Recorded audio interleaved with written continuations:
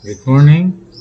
In today's video, I'll teach you how to use and get some of the codes from my favorite website, the w3schools.com.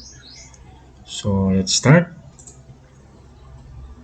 So first, we need to look for the specific tutorial topics from HTML and CSS, JavaScript, server-side, data analytics, programming like Python, Java, C, C++, C Sharp, R, Kotlin, Go. So web building, so we have the create a website, where to start, web templates, statistics, certificates, web development, code editor, test for typing speed, and a lot more. So we have also the XML tutorials, the Ajax, the DOM, the DTD, the schema, XSLT, XPath, and XQuery. So as a beginner, we need to use first the w3.css.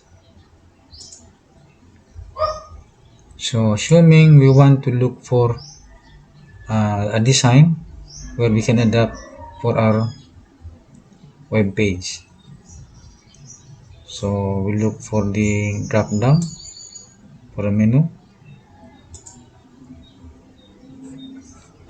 Here are some example of drop down. So let's try this one.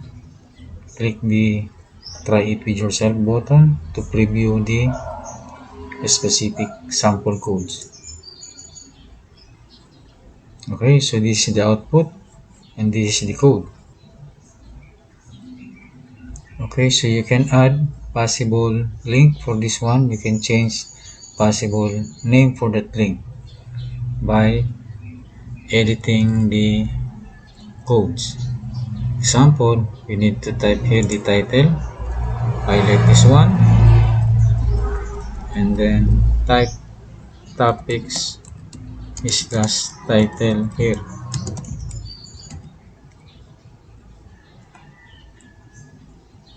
Okay, so next, the name of the menus. Highlight this one and type menus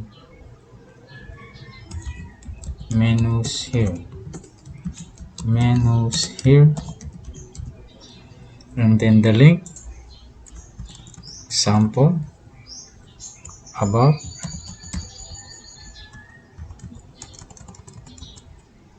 gallery,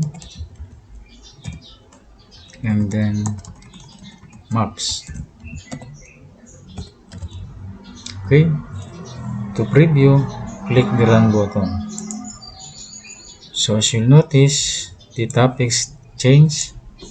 This one is still the same, and the menus are also changed. Okay, to adapt this one, so we need to get the entire file, then right click and then copy. Open the Dreamweaver,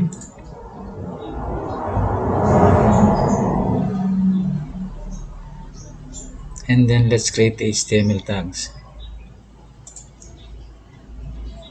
Okay, so click the code view, replace everything from here, Ctrl V, paste, or right click and select paste. Okay, next we need to save it first.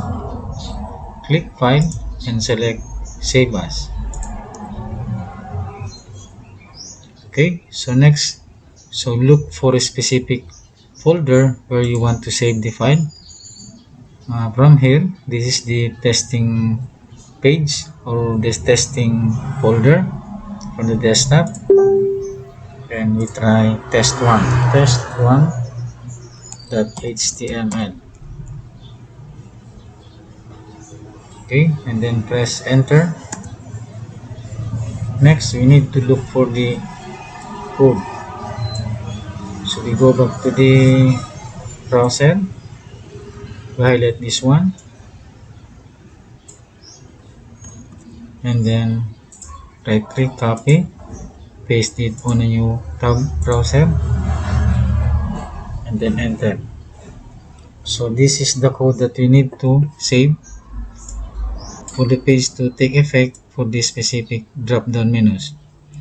So click once, Control A, copy, right click, copy, go back to the Dreamweaver, and then select new, file, new, blank page HTML, none, and click create, and then Control A, and then paste. Next, save it where the HTML file is located. Click file and select save as, and then from here we can add the CSS. So that is the cascading style sheet file. So type my css.css.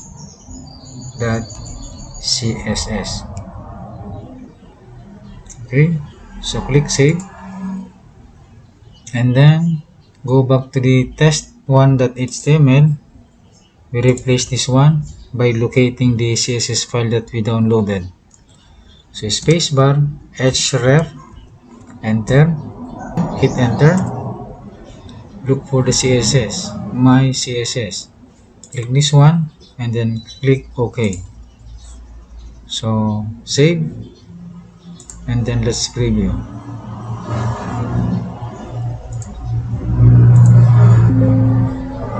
Yes, save. Okay, so the file already took effect.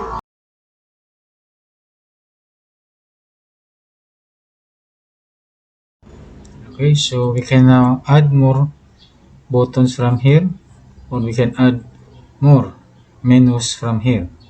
So to add more, go back to the Dreamweaver, highlight this one,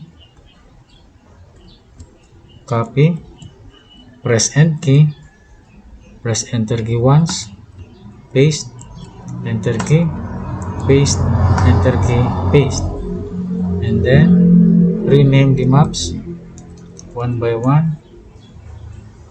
Gallery, brand A,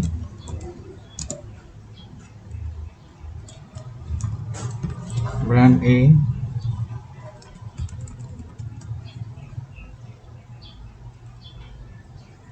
views, and lastly topics. Save, click save button, and then refresh the page. So let's check. So it was already added on this menu.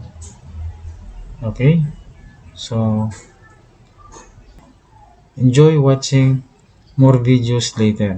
Thank you.